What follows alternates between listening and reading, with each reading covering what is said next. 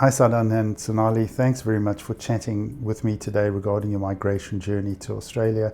We're having a few of these consultations or chats with previous clients of ours so that people can learn a bit more from your immigration journey to Australia. I am particularly extremely happy that we made this decision and came here. Of course, grateful to you for helping us doing this. But I don't think we would have had a better life anywhere else in the world. This was really that's very, very positive. You attended one of our seminars that we used to hold in person when we used to do these seminars in Singapore. And what prompted you initially to investigate the migration journey with our company? Naseem, this is about 11 years back, if you remember. I think it was 2013, and we were actually facing a lot of problems. Like my daughter, she had done her year 10, and then while we were trying to get her into a polytechnic, we found out that there were rules which were really different for people who have come from other country and studied in a different school, which is not a local school of Singapore government. And then she had very good marks, but still she was not accepted. And then that made us think that, is this what we really want to face? Because see, a person normally, whenever they want to progress, they move to other country mainly for their family and their children. And then that was the biggest problem we were facing. Then the second problem was because my son, we were citizens, and then he would have had to do the national service and maybe possibly have to have gone through this same situation. And then we were in two minds that whether we go back to India or start exploring some other options or something. Yes. And then I really don't think we were thinking of Australia to begin with. So I was just finding out whatever options we had in front of us, and I went for one of that Immagine. I think you have going ahead a bit compared to the question. I think I would like to add a little bit to what Sonali just said. Yes, sure. See, we as a family didn't like a situation where our children will be, away in some other country studying there. We wanted it to be, if possible, they to stay with us and remain as a family when they're basically going through their preparatory years. And we sort of got convinced after that incident with Mitali not being able to secure admission in one of the courses that she wanted to, despite having the required marks, etc., that if we stayed in Singapore, we probably will have to send the children away. And then the cost of that happening would be probably 100,000 a year per child if they have to go to, say, either UK or USA. Yes. And then that would mean that I had to continue working in the position that I was. And that was the other big issue is, see, I am not built for corporate life, frankly. And it was tough, very stressful for me. I used to have sleepless nights, at least insomnia. And then I was not really happy in that position. And the situation that I have to continue doing that for a long time to come was not a good thought. And then Sonali kindly took initiative to find out options, how we can get out of Singapore. And then we can go to the next question in terms of how it would all work. But this was another important reason why we decided to sort of get away from Singapore. And then, you see, once we started thinking about it, Aditya's situation was a little bit of defining, because before somebody turns the age of 13, if the boy does not get out of the country, it becomes very difficult afterwards, because they may not allow the child to, leave from Singapore without a bond and stuff like that. And so once the thought started in our mind, we didn't want to waste any time. So that's the way it worked at that time. So just to clarify your immigration journey, you were both born in India and you migrated to Singapore. Your children were born in India. And can I ask you how old they were when you first started to consider migrating to Australia or New Zealand? 15, 16 for Mitali, and for Aditya, I think about 12, something like that. So when we first had the consultation with you, you were thinking about a general skilled migration visa application for Australia, because this type of application doesn't require an offer of employment, as opposed to migrating to New Zealand, which does require an offer of employment. correct me if I'm wrong, but the occupation that we were considering for you was environmental manager. And how long did it take before you actually physically arrived in Australia? I think it was 8 to 9 months from the day we started. First, actually, I went to the seminar which was for New Zealand, and we met Ian, if you remember. And that time he mentioned that unless you have a job, you may not get the visa, and unless you have visa. So it was chicken and egg situation. And then he said that maybe Australia would be a good country where you can really possibly move without a job. And then that's how, then we met you. And I think it was 9 months, if I remember, from the date we started. To get permanent residence. How we did was this. We obviously had to wait for the visa to come through. And after it had come through, then I tendered my resignation. And then I had to serve for a period of notice period. And during that time, we came to Australia. You see, we had a complication in terms of we had a small pug, and we had to bring her with us. And then that was a little bit complicated because Sonali had some friend here in Australia, but nobody was willing to give us their address to use in the export permit or import permit, whatever it is from the perspective. So they thought that they were in rental accommodation, and they thought, what if the dog actually arrives at their place? So that will not go well with their landlords. So we couldn't take that option. So we basically decided, all right, we will travel to Australia and try to secure an accommodation before we actually come for good.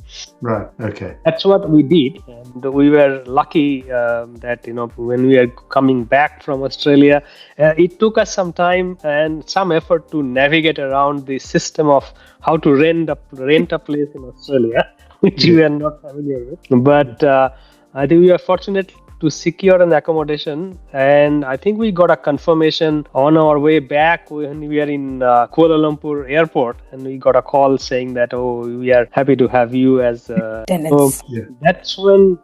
That's how we did it. And after that, I think about a month or so after that, we actually traveled with our family. Okay. Good. Yeah. And Did you find it difficult to find rental accommodation in Australia? What were the challenges you faced? And you can, if necessary, blame it on the dog. Hey, I would say it was that big a challenge because obviously, we were here completely new, not knowing at all how to go about it. And from there, within 4 or 5 days, we could secure an accommodation. Right. So I don't think it was that difficult. But the accommodation was not a very choice accommodation. I mean, it was just enough. It was good enough for us to spend 6 months or so. So no, it was not that difficult, I would say. And that was in Adelaide? Yes. Okay. How did the children settle when you arrived in Australia? Did they find it easy to make friends? What schools did you enroll them in? Was it a challenge to get them enrolled in schools? How did you find that whole process? Oh, they settled very well. There was no problem whatsoever.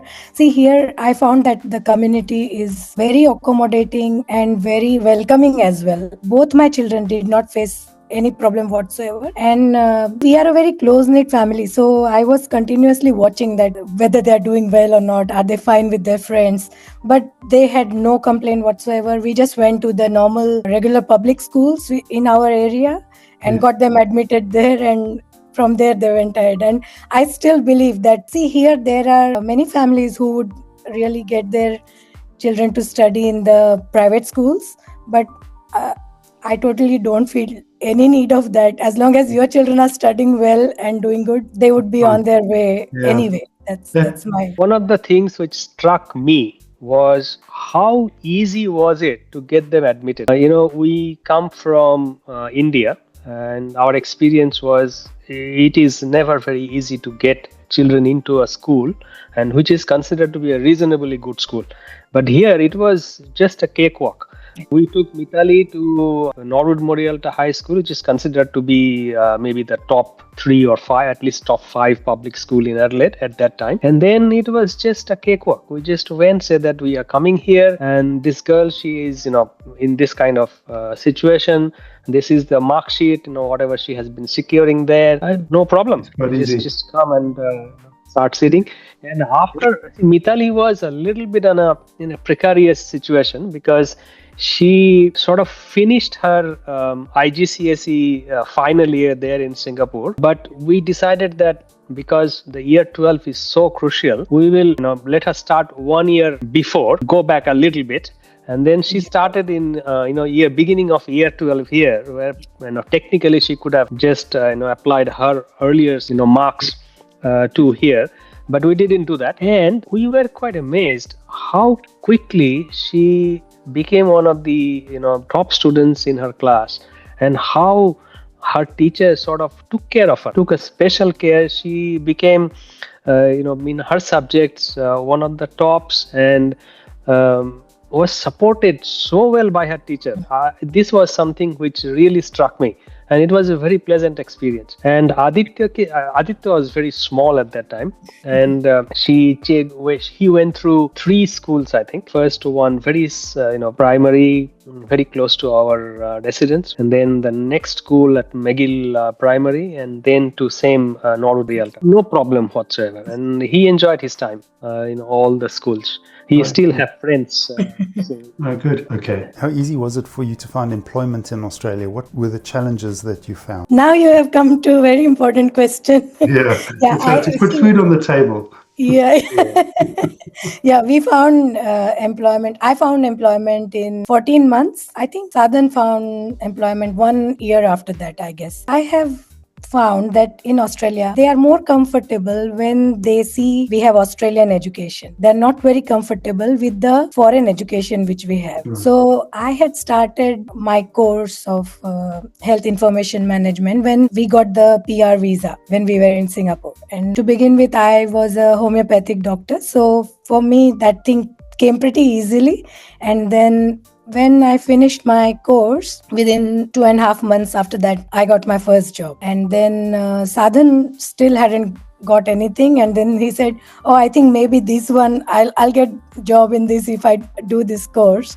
So he is an engineer, but he did my course, which is totally medicine based, and I never looked back in the profession since then. I'd like to underline that we were really not trying to get any job. We were trying to find job in our sector only. That's the reason maybe we needed some more time. So you see, we had a little bit of a different mindset about jobs, because we really could manage without it. We didn't go for anything and everything which was available, and that probably caused that time lag before we could secure our first job. Yeah, I understand. You weren't desperate. You weren't taking the first job that came along. So we arrived here in our middle age. So we really didn't want to climb the ladder and go very high and take corporate jobs and all. We were not interested in that. Yes. We wanted our children to have good future, and that has definitely happened for us. And I don't think it would have worked out like this either in India or in Singapore. No.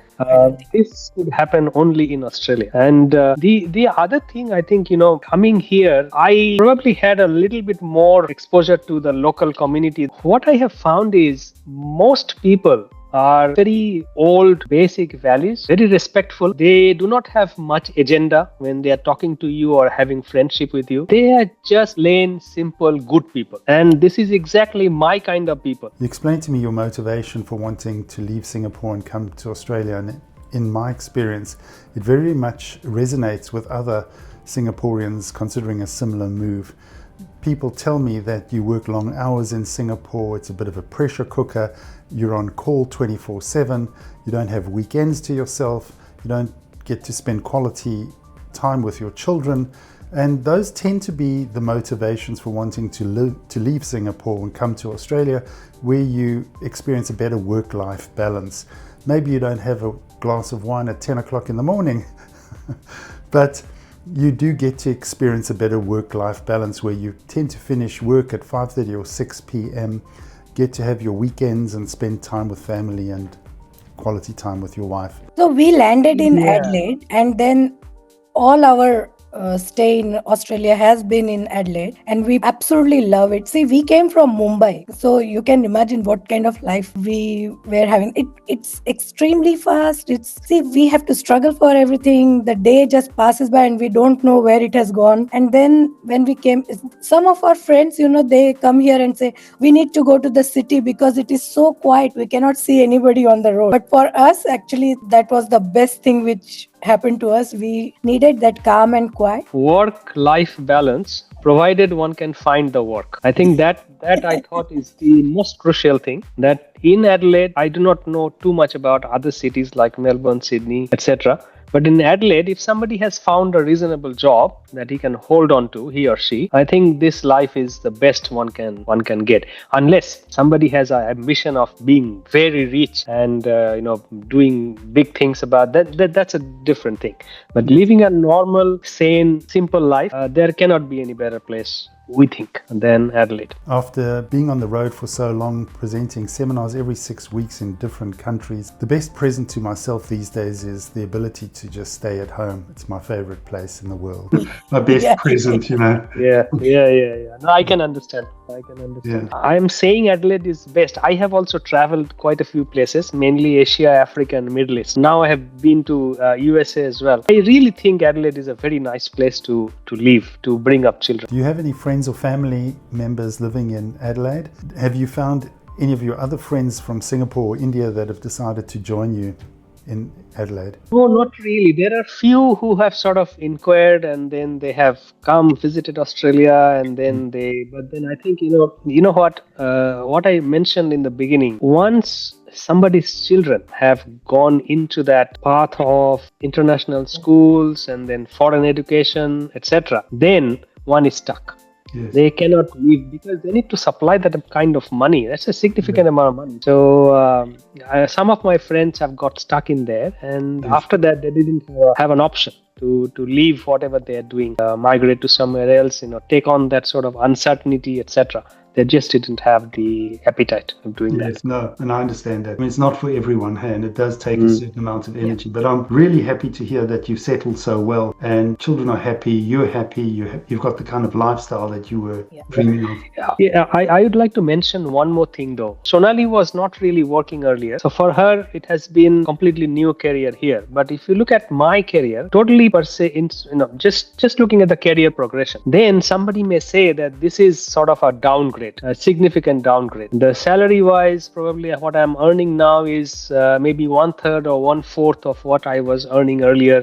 But still I'm happy. The reason being is that I do not value money as the only defining factor in life, and I also was not really enjoying that corporate stressful profession. If these two factors are not present in somebody's mindset, then it could be additional challenge to deal with this situation, because they might always feel that what have I done? I have left something very prosperous and now I'm stuck in something which is not very meaningful and stuff like that. So that is one factor. And the second factor is, which probably is very significant for us now, I do not know whether it's relevant for your thing, but I still mention it. Because of the lifestyle that we have got here, it has given us a lot of time to think, do introspection, etc., and which sort of has driven both of us into a spirituality. And that spiritual studying and going in that path is now for us significant, probably the most important thing in the last 2 years. And that I